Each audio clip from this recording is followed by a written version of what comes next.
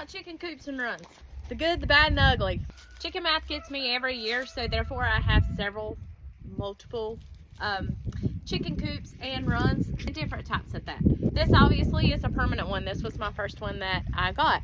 And I absolutely love it because it's so cute and it's got a little welcome sign. With it being a permanent run, one of the cons about it is it gets super muddy. So therefore I constantly have to I use wood chips in mine to keep it from being as muddy. Another con, the run part of it is really large. You can see here it's very large. I love that fact because it gives my chickens plenty of room whenever I keep them enclosed up in here. Plenty of room to roam and a sense of freedom. However, I don't have the ability to protect them from aerial assault. They've got protection from ground animals, not raccoons, but hawks, owls, or raccoons, they easily can still get in. So we have to make certain that they're inside the coop, the actual coop, to protect them from those sort of predators. During the day, they can easily be attacked from the air. A designated roost spot. I know where my chickens, especially the ones that free range, where they're gonna be sleeping at every night. I don't have to go hunt them. They also have designated laying areas where, for the most part, they lay their eggs, and I don't have to go on an Easter egg hunt sometimes. A con, you're going to constantly have to keep a coop cleaned out, or you're going to have to do a deep litter method, which is what I do.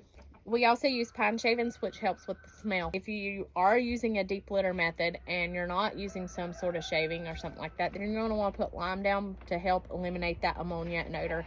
Pine shavings help really well though to cut down on smell and flies. This was one of the first chicken tractors that my husband ever built me. He did a really good job and it's super cute, but it was also very heavy. He had even put wheels on it to make it easier for us to maneuver, but it was too heavy. It ended up breaking the wheels off, but it is very secure. However, the problem with it is now with it being so heavy, I can't move this very easy, which is the point of having a tractor. So I usually have to have either like a little Ford Ranger or a four-wheeler or something like that to move this. Okay, number 3, and probably the most controversial. Why is it probably? Because a lot of people don't like how cheap it looks. Me personally, I really don't care how cheap it looks. One reason is because I'm surrounded by trees. Nobody has to look at it except my family and I and the chickens, and the occasional visitors that we have. If you're visiting and you don't like my chicken coops, that's fine. That's your opinion. You don't have to like them. Number 1, it ain't your yard. You don't have to look at it. Number 2, if you want to pay materials and build me better ones, I'm here for it. Number 3, truth be told, I probably didn't want you visiting in the first place, so go back where you came from. If you get these coops, you do have to reinforce them, but they serve their purpose. For the house part, I literally took a plastic tote and cut a hole out in it. Why'd I do that? The totes were free. I didn't have to pay for wood to make an actual house.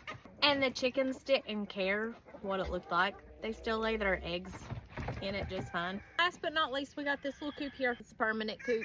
I love that we actually made a smaller run on it. It's more long and narrow. It allowed us to be able to cover it, so not only are they protected from ground predators, but they're also protected from aerial predators until we let them outside to free range.